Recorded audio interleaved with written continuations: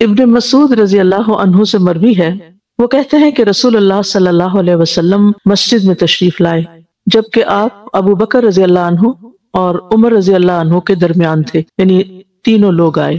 آپ کیا دیکھتے ہیں کہ ابن مسعود نماز پڑھ رہے ہیں، عبداللہ بن مسعود، اور جب وہ سورۃ النساء کی تلاوت کر رہے تھے تو 100 نمبر آیات تک پہنچ کر، یعنی 100 آیات تک پہنچ کر وہ نماز کی حالت میں ہی قیام میں دعا کرنے لگے، یعنی تلاوت کرتے کرتے دعا مانگنے لگے۔ تو نبی صلی اللہ علیہ وسلم نے فرمایا سوال کر تجھے دیا جائے گا، یعنی اس وقت جو دعا تم مانگو گے قبول ہوگی۔ پھر فرمایا جو چاہتا ہے کہ وہ قرآن کو تر و تازہ پڑھے جیسے وہ نازل ہوا ہے تو ابن ام عبد یعنی عبداللہ بن مسعود کی قرات پر پڑھے، ان کے طریقے پر پڑھے۔ جب صبح ہوئی تو ابو بکر رضی اللہ عنہ ابن مسعود رضی اللہ عنہ کو خوشخبری دینے کے لیے گئے اور ان سے پوچھا کہ آپ نے گزشتہ رات پھر کون سی دعا کی تھی، یعنی جب نبی صلی اللہ علیہ وسلم نے آپ کو دعا کے لیے کہا تھا تو آپ نے کیا دعا کی تھی؟ انہوں نے کہا میں نے یہ دعا کی تھی اللہم انی اسألک ایمانا لا یرتد ونعیما لا ینفد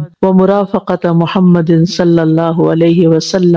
فی اعلی جنت الخلد۔ جب عمر رضی اللہ عنہ بشارت دینے کے لیے آئے تو انہیں بتلایا گیا کہ ابو بکر رضی اللہ عنہ آپ سے سبقت لے جا چکے ہیں، یعنی پہلے بشارت دے کے خوشخبری دے کے چلے گئے ہیں۔ یہ سن کر انہوں نے کہا اللہ ابو بکر رضی اللہ عنہ پر رحم فرمائے، میں جب بھی ان سے خیر و بھلائی میں مقابلہ کرتا ہوں وہ مجھ سے آگے بڑھ جاتے ہیں، وہ نیکی کا کام پہلے ہی کر چکے ہوتے ہیں۔ کچھ لوگ ایسے خوش قسمت ہوتے ہیں کہ وہ نیکی کی بات پتہ چلتے ہی فوراً عمل کر لیتے ہیں، پیچھے نہیں رہتے، انتظار نہیں کرتے، سستی نہیں کرتے، بلکہ فوراً کر لیتے ہیں۔ ایسے ہی لوگ سابقون السابقون میں ہوتے ہیں، آگے جانے والوں میں ہوتے ہیں، آگے بڑھنے والوں میں ہوتے ہیں۔ عبداللہ بن مسعود رضی اللہ عنہ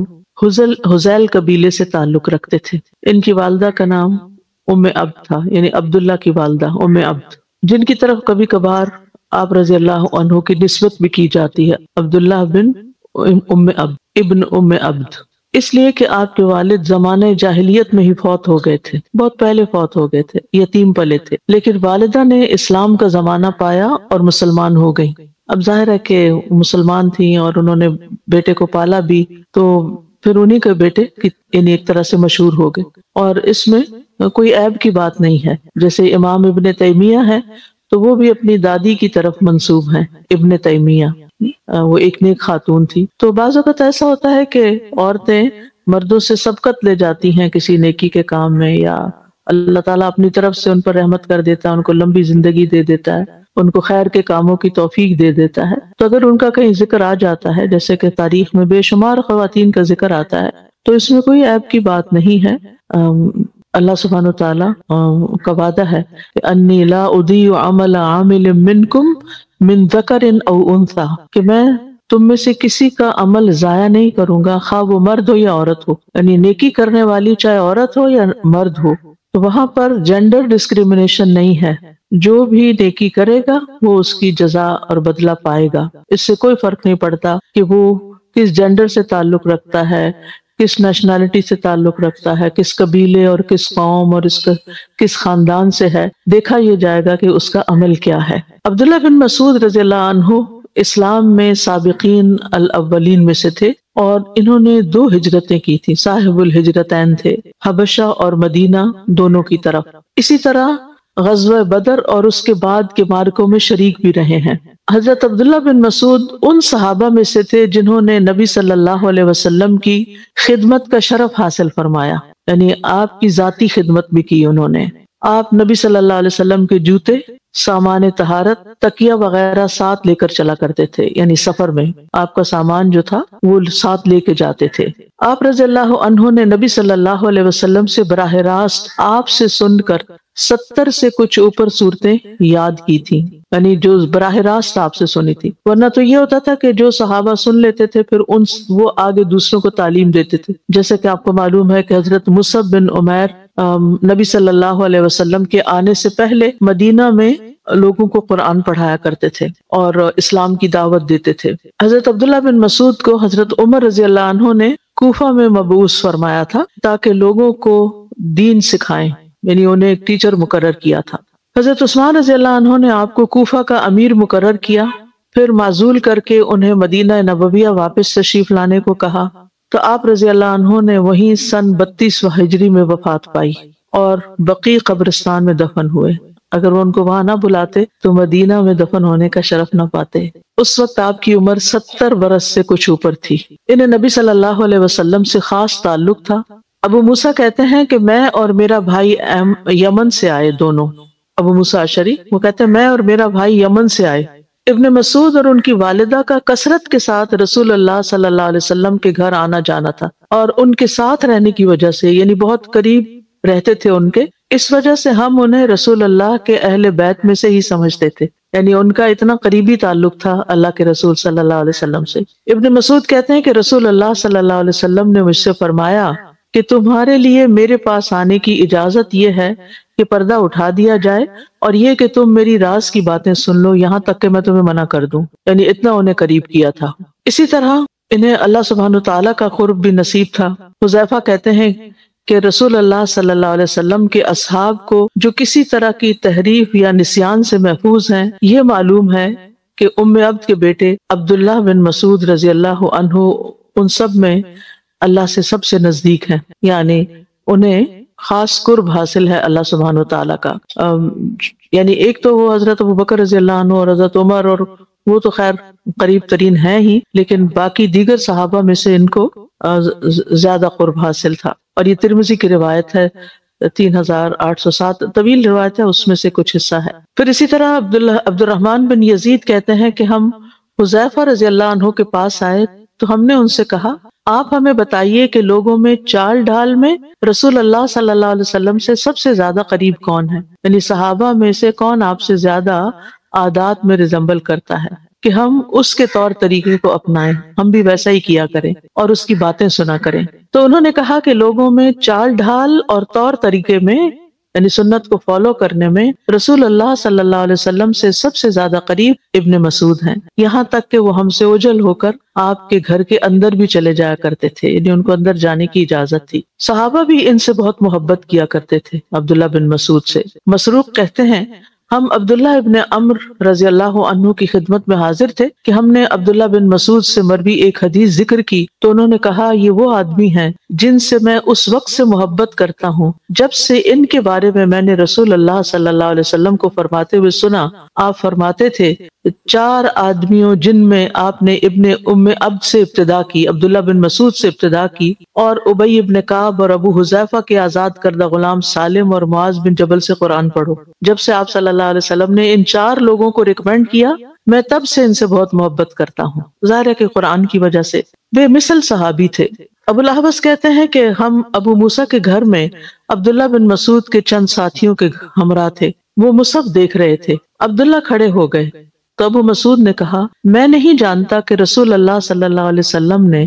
اپنے بعد ان کھڑے ہونے والے سے بڑھ کر زیادہ اللہ کی نازل کردہ آیات کے بارے میں علم رکھنے والا کسی اور کو چھوڑا ہو، یعنی قرآن کے ماہر تھے۔ تو ابو موسیٰ نے کہا اگر تم نے ایسی بات کہی ہے تو ان کا حال تو یہ تھا کہ جب ہم غائب ہوتے تھے تو یہ حاضر رہتے تھے، اور جب ہمیں حاضر ہونے سے روک دیا جاتا تھا تو انہیں اجازت دے دی جاتی تھی، اور یہ کوئی امتیازی سلوک نہیں تھا، ان کی صلاحیت کی وجہ سے انہیں نبی صلی اللہ علیہ وسلم نے اپنے اتنے قریب کر لیا تھا، اور یہ ان کی خوش قسمتی تھی۔ اسی وجہ سے انہیں دوسروں کی نسبت قرآن مجید کا زیادہ علم رسول اللہ صلی اللہ علیہ وسلم سے حاصل کرنے کا موقع ملا، اور یہ بہت علم والے صحابی تھے۔ عبداللہ بن مسعود سے روایت ہے، وہ کہتے ہیں وَمَن يَغْلُلْ يَأْتِ بِمَا غَلَّ يَوْمَ الْقِيَامَةِ، جس نے کسی چیز میں خیانت کی تو وہ قیامت کے دن اپنی خیانت شدہ چیز کو لے کر حاضر ہوگا۔ پھر کہا تم مجھے کس آدمی کی قرات کے بارے میں حکم دیتے کہ میں قرات کروں، حالانکہ میں رسول اللہ صلی اللہ علیہ وسلم سے 70 سے کچھ زیادہ صورتیں پڑھ چکا ہوں، اور یقیناً رسول اللہ صلی اللہ علیہ وسلم کے صحابہ جانتے ہیں کہ میں ان سب سے زیادہ اللہ کی کتاب کا علم رکھنے والا ہوں، اور اگر مجھے معلوم ہوتا کہ کوئی ایک مجھ سے زیادہ علم رکھنے والا ہے تو میں اس کی طرف سوار ہو کے بھی چلا جاتا۔ شقیق کہتے ہیں میں نبی صلی اللہ علیہ وسلم کے صحابہ کے حلقوں میں بیٹھا ہوں، یعنی ان کے جو سرکلز ہوتے تھے تعلیم دینے کے، میں نے کسی سے بھی نہیں سنا جس نے ابن مسعود کا اس بات پر رد کیا ہو یا ان پر کوئی عیب لگایا ہو، یعنی جو کچھ ابن مسعود سکھاتے تھے وہ سب دوسرے صحابہ ریکمینڈ کرتے تھے، کسی نے بھی اس میں سے کبھی انکار نہیں کیا اور ابن مسعود کی کسی بات کو چھوڑا نہیں، اور یہ ایک بہت سمجھدار معلم تھے۔ ابن مسعود کہتے ہیں میں بلوغت کے قریب لڑکا تھا، عقبہ بن ابی معیط کی بکریاں چرایا کرتا تھا۔ ایک دن نبی صلی اللہ علیہ وسلم اور ابو بکر رضی اللہ عنہ مشرکین سے بچ کر نکلتے ہوئے میرے پاس سے گزرے اور فرمایا اے لڑکے کیا تمہارے پاس دودھ ہے کہ ہمیں پلا دو؟ میں نے عرض کیا لیکن میں تو اس پر امین ہوں، یہ تو کسی کی بکریاں ہیں، میں اس میں سے دودھ نہیں پلا سکتا، لہٰذا آپ کو کچھ نہیں پلا سکوں گا۔ تو نبی صلی اللہ علیہ وسلم نے فرمایا کیا تمہارے پاس کوئی ایسی بکری ہے جس پر نر جانور نہ کودا ہو، یعنی ابھی اس نے بچہ ہی نہیں دیا؟ میں نے کہا جی ہاں، اور میں ان دونوں کے پاس بکری لے کر آیا تو نبی صلی اللہ علیہ وسلم نے اس کی ٹانگ موڑی، اس کے تھن پہ ہاتھ پھیرا اور دعا کی تو تھن میں دودھ اتر آیا۔ پھر ابو بکر ان کے پاس ایک ایسا پتھر لے کر آئے جو اندر سے گہرا تھا، یعنی برتن کی طرح تھا، تو آپ نے اس میں دودھ دوہا، خود بھی پیا اور ابو بکر نے بھی پیا، پھر میں نے بھی پیا۔ پھر آپ نے تھن سے مخاطب ہو کر کہا کہ سکڑ جاؤ، چنانچہ وہ تھن دوبارہ سکڑ گئے۔ تھوڑی دیر بعد میں آپ صلی اللہ علیہ وسلم کی خدمت میں حاضر ہوا اور عرض کیا کہ مجھے بھی یہ بات سکھا دیجئے۔ آپ نے فرمایا تم بڑے سمجھدار بچے ہو۔ کہتے ہیں کہ پھر میں نے آپ کے مبارک منہ سے 70 صورتیں یاد کی جن میں مجھ سے کوئی جھگڑا نہیں کر سکتا، یعنی وہ صورتیں مجھے پوری طرح یاد تھی، بھولی نہیں۔ قرآن کے ماہر تھے۔ کہتے ہیں کہ اس ذات کی قسم جس کے سوا کوئی معبود نہیں، اللہ کی کتاب میں کوئی صورت ایسی نہیں مگر میں جانتا ہوں کہ وہ کس چیز کے بارے میں نازل کی گئی ہے، یعنی صرف زبانی الفاظ ہی یاد نہیں بلکہ ان کا پس منظر بھی یاد ہے، اور کوئی آیت ایسی نہیں جس کے بارے میں نہ جانتا ہوں کہ وہ کس کے بارے میں نازل ہوئی ہے، یعنی اتنا تفصیلی علم تھا ان کو قرآن کے بارے میں۔ ہم بھی عرصے دراز سے پڑھ رہے ہیں لیکن اگر کوئی آیت اٹھا کے ہم سے پوچھے تو ہم جواب نہیں دے سکتے۔ وہ کہتے ہیں کہ اگر مجھے معلوم ہو جائے کہ کوئی شخص اللہ کی کتاب کو مجھ سے زیادہ جاننے والا ہے اور اس تک اونٹ پر پہنچا جا سکتا ہے، یعنی پیدل نہیں جا سکتے، تو میں سوار ہو کر اس کی طرف چلا جاؤں گا۔ یعنی کس قدر عاجزی ہے، کس قدر تواضع ہے، اتنا علم رکھنے کے باوجود پھر بھی شوق ہے، پھر بھی حرص ہے۔ علم اسی طرح حاصل ہوتا ہے، ورنہ عام طور پر ہم کیا سوچتے ہیں، اگر کوئی درس پر بلائے تو ہم کہتے ہیں ہمیں پہلے سے پتا ہے کیا کرنا ہے کیا نہیں کرنا، اور کیا سیکھنا ہے، ہم نے کون سی نئی بات سیکھ لیں گے، یہ سب باتیں ہمیں پہلے سے پتا ہوتی ہیں۔ ٹھیک ہے پتا ہوتی ہیں لیکن یاد دہانی بھی تو ضروری ہوتی ہے، اور پھر یہ تکبر کی بات ہوتی ہے کہ انسان علم کے لیے اپنے آپ کو اس علم سے آگے سمجھے کہ مجھے اس کی ضرورت نہیں۔ بہت خوبصورت قرات کرتے تھے اور بہت درست قرات کرتے تھے، اسی لیے رسول اللہ صلی اللہ علیہ وسلم نے ان کے بارے میں فرمایا کہ جو شخص قرآن کو اس طرح تر و تازہ پڑھنا چاہے جس طرح وہ نازل ہوا ہے تو اسے چاہیے کہ عبداللہ بن مسعود کی قرات کے مطابق پڑھے، یعنی معلم قرآن بھی تھے۔ نبی صلی اللہ علیہ وسلم کی بات کو رد نہیں کیا کرتے تھے، اس کی فوراً تعمیل کیا کرتے تھے۔ جابر بن عبداللہ رضی اللہ عنہ روایت کرتے ہیں کہ رسول اللہ صلی اللہ علیہ وسلم جمعہ کے دن جب منبر پر اچھی طرح سے بیٹھ گئے تو آپ نے لوگوں سے فرمایا کہ بیٹھ جاؤ، تو عبداللہ بن مسعود اس وقت دروازے پر تھے اور یہ بات سنی تو وہ مسجد کے دروازے پر ہی بیٹھ گئے، تو انہیں رسول اللہ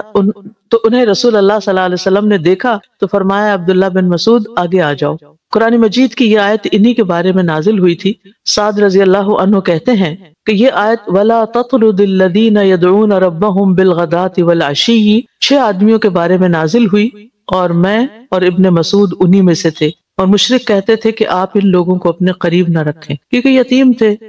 یعنی مالی طور پر بہت ساؤنڈ نہیں تھے، لہٰذا جو مکہ کے امیر ترین لوگ تھے اور سردار تھے ان کو یہ پسند نہیں آتا تھا کہ جس مجلس میں عبداللہ بن مسعود جیسے لوگ ہوں وہاں ہم بھی بیٹھے۔ لیکن آپ سوچئے کہ اگر کوئی شخص ایسے سرداروں کی نگاہ میں نہیں بھی جچتا اور اللہ کے سب سے زیادہ قریب ہے تو اس کے لیے کس چیز کی کمی ہے؟ اصل خوش قسمتی تو یہ ہے کہ انسان اللہ کی نگاہوں میں قریب ہو۔ اس لیے کبھی بھی دنیا والوں کی مخالفت سے گھبرا کے کہ لوگ کیا کہیں گے، اللہ تعالیٰ کے کسی حکم کو چھوڑنا نہیں چاہیے۔ ان سے علم حاصل کرنے کے لیے ان کے شاگرد انتظار کیا کرتے تھے۔ شقیق کہتے ہیں کہ ہم مسجد میں عبداللہ بن مسعود کا انتظار کرتے تاکہ وہ ہمارے پاس آئیں، تو اچانک ہمارے پاس یزید بن معاویہ نخعی آ گئے۔ انہوں نے کہا کیا میں جاؤں اور دیکھوں اگر وہ گھر پر ہیں تو میں انہیں تمہارے پاس لے آؤں؟ تو عبداللہ بن مسعود ہمارے پاس آئے، ہمارے پاس کھڑے ہو گئے اور کہا مجھے تمہارے آنے کی اطلاع دی گئی ہے اور مجھے تمہاری طرف آنے سے اس بات کے علاوہ کسی چیز نے منع نہیں کیا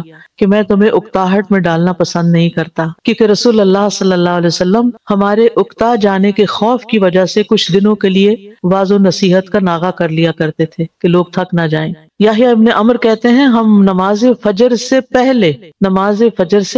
عبداللہ بن مسعود کے گھر کے دروازے پہ بیٹھ جاتے، جب وہ نکلتے تو ہم ان کے ساتھ مسجد کی طرف جاتے تاکہ راستے میں بھی ان سے کچھ سیکھ سکیں۔ نبی صلی اللہ علیہ وسلم نے ان کے بارے میں فرمایا تم ان دونوں کی پیروی کرو جو میرے اصحاب میں سے میرے بعد ہوں گے، یعنی ابو بکر اور عمر کی، اور عمار کی روش پہ چلو، اور ابن مسعود کے عہد یعنی وصیت کو مضبوطی سے تھامے رکھو، یعنی ان کو مضبوطی سے تھامے رکھو۔ یہ اپنی ہائٹ میں چھوٹے تھے، آپ نے دیکھا ہوگا نا کچھ لوگوں کا قد بہت ہی چھوٹا ہوتا ہے، تو ان کا قد بہت لمبا نہیں تھا، یعنی ایوریج سے بھی کم تھا۔ ابن مسعود کہتے ہیں کہ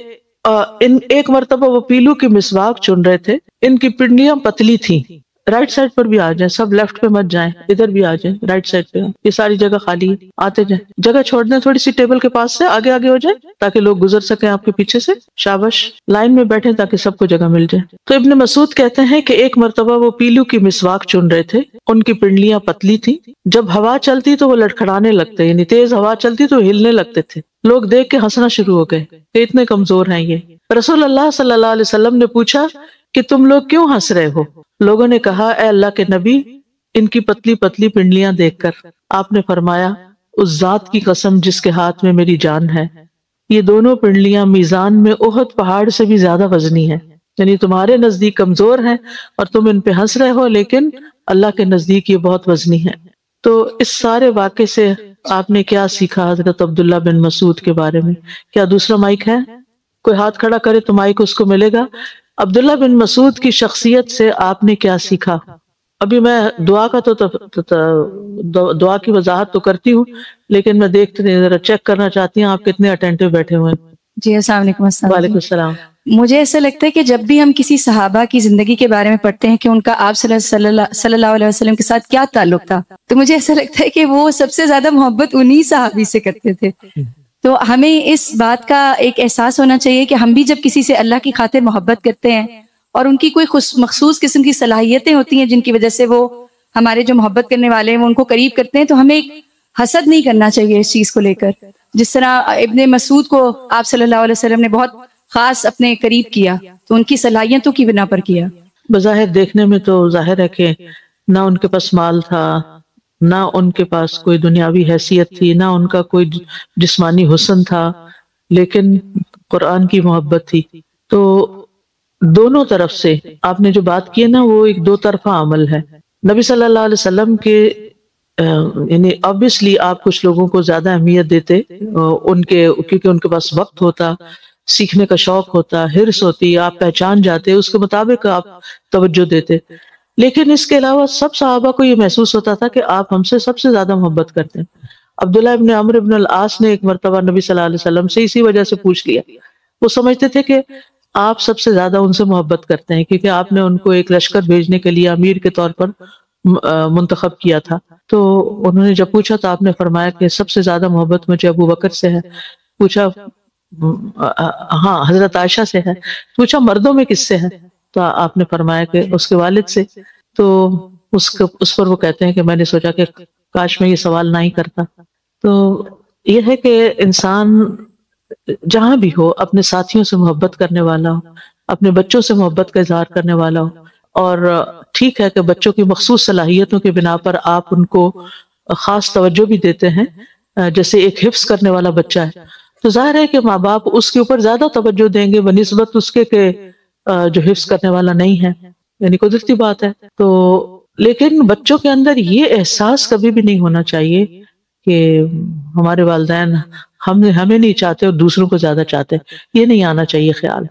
یعنی اس معاملے میں یعنی محبت اصل میں ایک دل کا فعل ہے نا، تو دل کے اس عمل پر پکڑ نہیں ہے، کیونکہ ہر انسان کی اپنی چوائس اور اپنی خواہش ہوتی ہے، لیکن یہ ہے کہ یعنی اس پہ مواخذہ نہیں ہے، لیکن انسان اپنے رویے میں دوسروں کا حق دینے میں برابری کرے۔